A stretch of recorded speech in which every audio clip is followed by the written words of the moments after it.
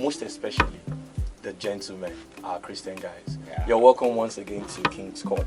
And as you very well know, my name is Adetunji Adebanjo. But my friends, just like you, call me Adetunji Speaks. So you're welcome to another interesting episode of King's Court. As we do, cogent conversations on matters that border on the Christian guy. And with me to have a conversation about today's topic, before I go into the topic, I would like to introduce him. His name is Mr. Wale Oladimeji. Mr. Wale Oladimeji here is an astute gentleman. He's what you would call a compere. For those who don't understand, he's a master of ceremony. He hosts events, shows, etc. And most importantly, he is a farmer. Yes. A farmer. And today's topic is quite interesting because it sort of flows along with that line that of his calling. He's also a married man. He's a married man to one person and is a father of many nations. Our topic for today is the husbandman. Now, last week when we were talking, we had a conversation about what is man, and we went through various issues, what it is that composes a man, and then we knew, the best guide to what a man is the Bible. And one of the things that we were able to get from last episode was that there are various roles, gender roles to speak, that the concept of man is entrenched with. And today we are picking on one of those, which is the husbandman. So, sir, going into the meat of the matter, who would you say is an husband or a man? Okay, so you've asked me two things. Yes. There's the husband, there's the man. Yes. Everybody's a man. Yes. Well, not everybody. Every man is a man. But not every man. Every male is a man. Every male is a man. Okay. But not every man.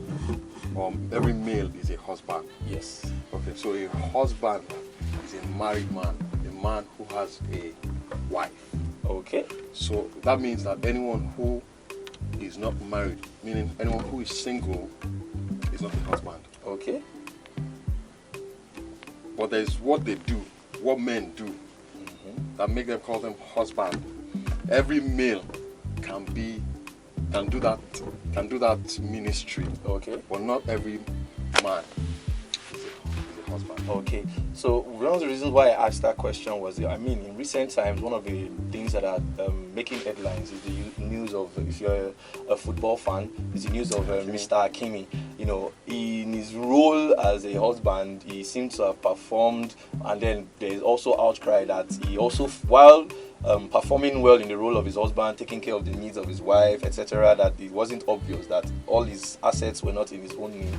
He also was said to have failed in this role as a husband by not entrusting what he has, by putting it in his wife's name or putting it in his own name so that his wife can have access to it, and etc. So why I was asking this question is this: the male gender, the man, before even becoming a husband, is expected to have these roles, these attributes, these qualities. If you look at the book of Genesis chapter 2 verse 15, one of the first roles that God gave man was the role of husbandry.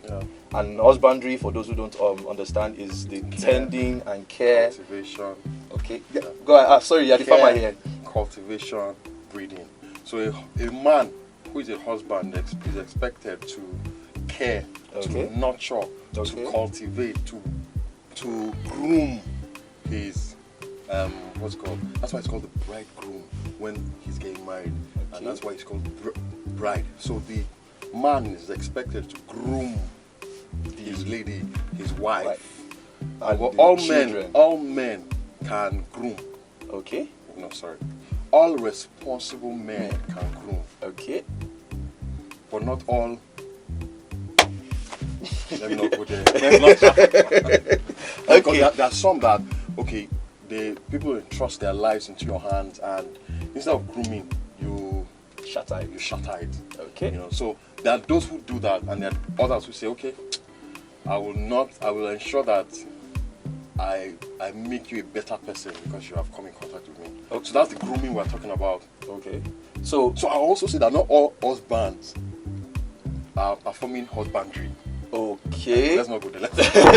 Okay, so this is very, very interesting already, and it's just the beginning of the topic. So 2 things or 3 things that I quickly picked from what you just said is that 1, a man who is married is expected to groom his wife, so expected to groom his helpmate. Yes. But also, we have situations where people are dependent on a male person to groom. And the third part also is that not all husbands perform husbandry. Yeah. So that means it's not the fact that you are married does not necessarily mean that you are fulfilling the role of being a husband. So now we're talking about husbands and husbandry. Now this husbandry we are talking about, I mentioned earlier the book of Genesis. Are we saying that to fulfill the role of husbandry, every male or every married man is supposed to go back to the farm? You're already in the farm. So are we all supposed to join you in the farm, or there's another thing to it, or there's another meaning to it? Because even God said, put him in the garden and he tended to and nurtured all the plants. Okay, so if I'm going to respond to this, I'll respond to it as a farmer. Okay. As a farmer, everything that you see, you respond to it like a farmer. If I see a cutlass, okay, I respond to it, okay, farm, cut. But if a lawyer sees it, he might think something else. Okay. You understand? So generally, the scriptures just used the idea, the concept that was in vogue in those days. Okay. But in our days now, Gen Z and all of that, let's bring it home and say, okay, are we all supposed to go into tech? Are all your questions? So okay, instead of farming now, just sweep it into tech. Can everybody be in tech? Yes. Can every man? Doesn't mean that every man should go back to tech. So that agricultural term that was used is just a figure to signify, for understanding. Yes, it's just a figure. So everyone can be a farmer. Okay. You all can be farmers. You all can be lawyers. Well, I want to go back to school to study law. Maybe I'll be to speed my. All right then. My so reaction. Quickly now, because we don't have much time on the conversations. So, and there's a whole lot, like this topic really brings a whole lot of things into perspective and out of perspective. Okay. So now we talk about, now we bring it into the tech conversation now. You said everybody cannot be in tech. And then the concept of husbandry that was used in the Bible then, that God gave man that role. He wasn't talking about farming per se. So that had answered the question that it's not that everybody should go into farming, or if you look at it in our current age and time, everybody should go into tech. It's like ministry. We hear so much that God has an assignment for us. Okay. And in the fulfillment of that assignment, we call it ministry. Yes. But not everyone can go to the ministry. Not everybody can be a pulpit minister. Okay. But we all can be ministers. I can be a social media minister. You can be a lawyer minister. Ministering in your sphere. So it's just about the sphere of influence that you represent. So hold it down and hitting it hard. Yes. So now the question I was about to get to was genuinely, so if you talk about being a husbandman, it's not about going to the farm. It's not about, if you now bring the farming in that age and time to what is being done now, which is most prolific, which is tech. It does not necessarily mean everybody being a tech pro. So then, what would you say it genuinely means to be the husband? We've understood now that the concept of being a husband, yes, it defines a man that is married, but we're talking about being outside of the concept of marriage now. What a man is supposed to be, someone that is meant to groom. So now, what does it mean, or what would it entail for a man to be, by definition, for the purpose of this show or this conversation, a husband performing husbandry, so to speak, grooming? Okay, so it's clear and it's easy for all of us because we're Christians. Okay. And if we go back to the book of beginnings, if we go back to the manual that we're given for life. That's the Bible, the Word of God. So the biggest and the best husband that has ever passed the surface of the earth is Jesus. Okay. He wasn't married, but he exemplified the concept of husbandry. Okay. While we were yet sinners, he died for us. Okay. And scripture also says about husbands, love your wife as Christ loved the church. And he did what? Gave himself. So if you care, if you nurture, if you sacrifice, you are fulfilling the dictates of husbandry. Not husband. Husband, you have to be married. Married to be a husband. So don't quote me. Oh. Husband is a married man and has a wife. Husbandry, you don't have to be married to perform husbandry. As a farmer, in my 400 level, I did a course, animal husbandry. And because I did that course, for the whole of my 400, I needed to go to the farm every day to nurture my plants, to what do they call it? Water them, to prune them. So it's the same thing.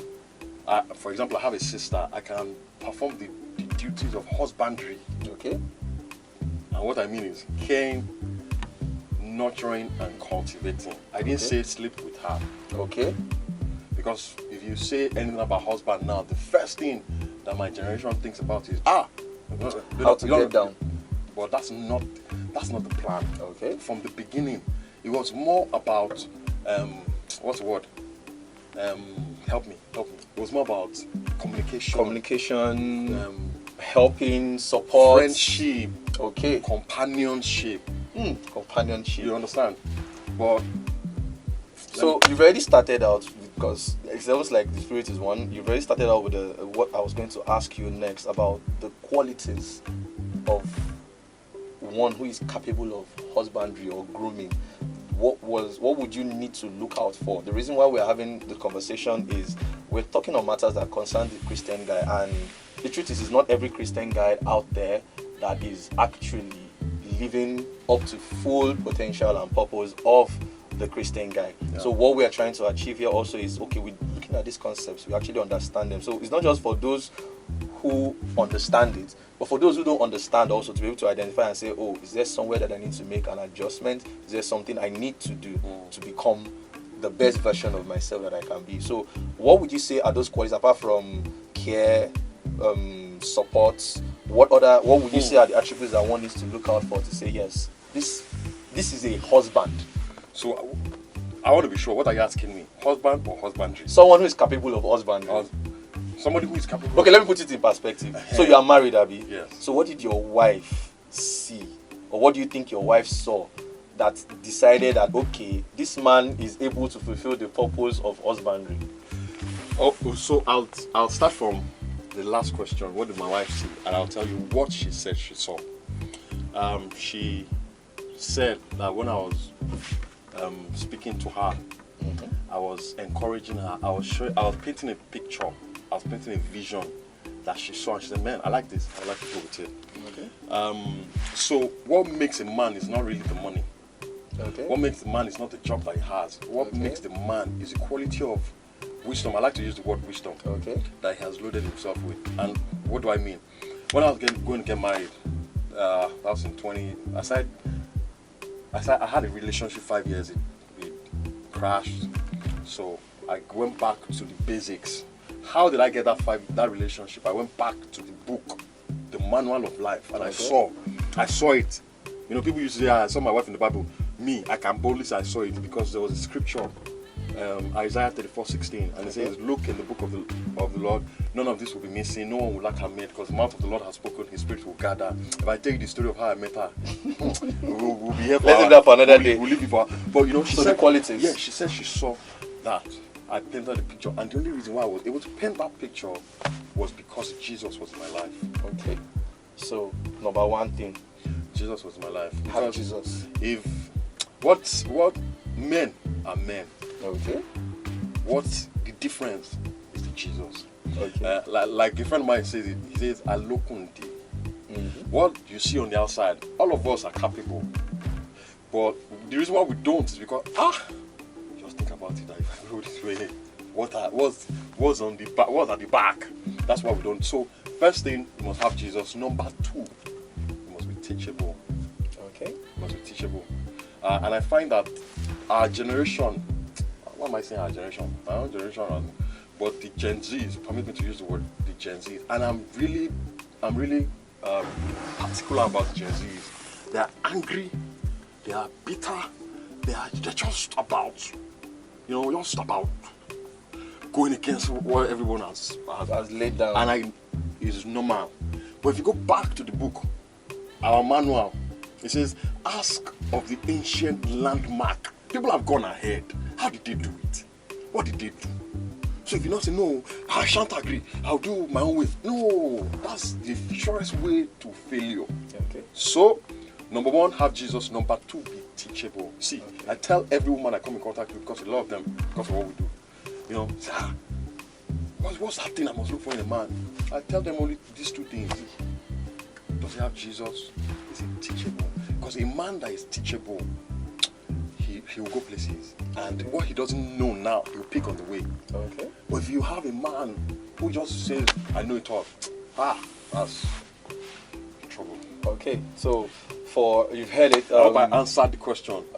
I am not here to determine the question. You're here to speak to everybody. Okay. So Mr. Wale is telling us, if you want to know who is a husband or who is capable of being a husband or can do husbandry, the two most important ingredients is one, have Jesus. That means knowing Jesus Christ as your personal Lord and Savior, and being guided by the word that he teaches. And then two, the person should be teachable. And teachability, according to him, is the fact that you would be able to get wisdom. Like he said earlier, one of the things that helped him to get married was that he had stored wisdom. And he was touching his belly. That means he has stored. He stored it inside. That means you must have a lot of wisdom stored. If you're just joining us on the show today, this is King's Court. It's been a very, very heated conversation, a very, very interesting one, talking about the husbandman. And if you'd like to follow us, you would follow us on Facebook. We're always live every Thursday. This conversation for the men holds every Thursday at 1 p.m. On Facebook, it is Divine TV. That is D'(VINE) television. On Instagram, it is TV.divine. And on YouTube, we're also there, divine.tv. Okay, so you've talked about what the qualities of a husbandman is. You've talked about how to identify him. You've talked about going into the manual and everything. And you've told me that, yes, only one who is married can be called a husband, but the role of grooming comes even before you are married. Now, I'd like to ask a question. Do you think there is any difference at all between the grooming of the man who is not married, who has the same role of husbandry, and the grooming of a man who is married, who also has the same role of husbandry? Because we agree that it is a unified role for all men. Okay. So is there a difference in your own opinion? Is there like a different thing to do? Is there a different style of husbandry for husbandry of single and husbandry of married? Okay, of course. For a married man, okay? I'll give you an example. We're just about switching houses, and most of the decisions that were made were not made by me. Okay.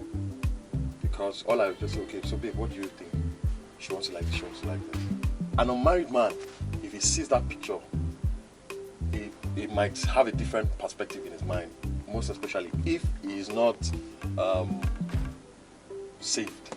Because my wife is controller. With wisdom.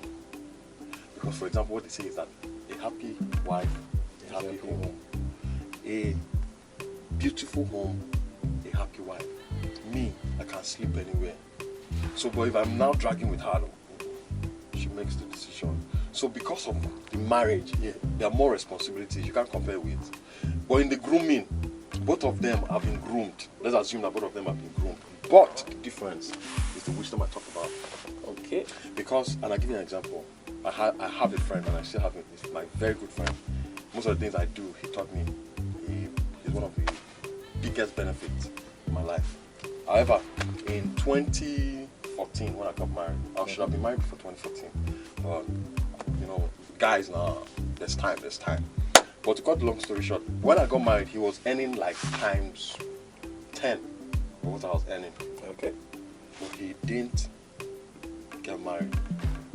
So and I know the reason. It's a wisdom challenge. Because most people just look at it as, marriage. So I'll now be answering to one woman all my life. It's a wisdom challenge. Some others say, I don't have money, I must buy a house before. It's a wisdom challenge.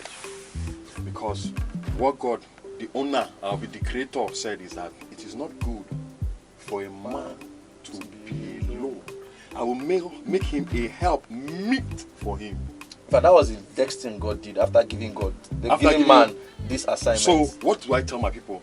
If you want to make 5 million before you get married, you are wasting your time, because there's a process. See, who I am now is not who I was 9 years ago. Who I'm going to be in another 9 years is going to be different, because every day, me and my wife will slap people like this, we rub off each other and we get better for it. And one shall chase 10,000 and then you get it. Two shall but chase. those who say, okay, I want to wait till, man, I looked at my fathers then, who I respected so much. They got married early. You know what I'm saying? They got married very early. I don't know if I can mention, but they got married very early, 27, 26. I wanted to follow, but me, it took me later. I got married at 33, but we give God praise. God is on the throne. Yeah. So, there you have heard it, all the various concepts about the husband. So the husbandman, yes, God gave man the role of husbandry. He gave us the role of nurturing and grooming. That is one of the things that it is to be a man. It's one of the roles that we have. To close things off, I'd like to tell us quickly, what was your rudest shock when you were transitioning from being a single husbandman to being a husband? That's you married. My biggest shock. Your rudest shock, the biggest one. My rudest shock. There are plenty. Yeah, that's why I asked for the rudest, So the biggest one. I have to look for the biggest one, the biggest.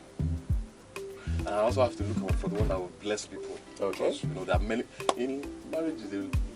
This your blessings. My biggest shock will be that I had a business then. I had a business, and when I went to meet my in-laws, they did business. Go and get a job. Go and get a job, my friend. So the older generation they didn't see business. They didn't see business as a means of livelihood. So for a while, in fact, I really appreciate my wife. If she's watching this, she stood by me and said, "No, I will marry this guy." If it was that one, maybe me to still be on the street now looking for. But one of the other thing I found out that when it's your time, God nudges you. Okay. If you don't take it, you might. It still also goes back to You might take time. the original quality that you mentioned, having Jesus, having a relationship with Jesus. Then you must know by knowing when it's your time and the season, just like the sons of Issachar. Because everything will work in alignment. All right, thank you very much, Mr. Wale. So, gentlemen, there you have it. The husbandman, what it is, what you are meant to be, what you're called, your assignment on this earth is to groom, to nurture. And just like we mentioned last week, one of the reasons why there are issues in the world today is because there is the call for manhood, and the call is not being answered or heard as much as it should be. And that is why we are here. We're here to talk about these issues, these matters that affect and bother the everyday Christian guy. To join us once again next week, don't forget, Thursday at 1 p.m. We are always live on our social media feeds. And don't forget to like and comment on this so we can treat the topics and the issues or address whatever questions that you probably might have that were not addressed right now on this conversation. So thank you.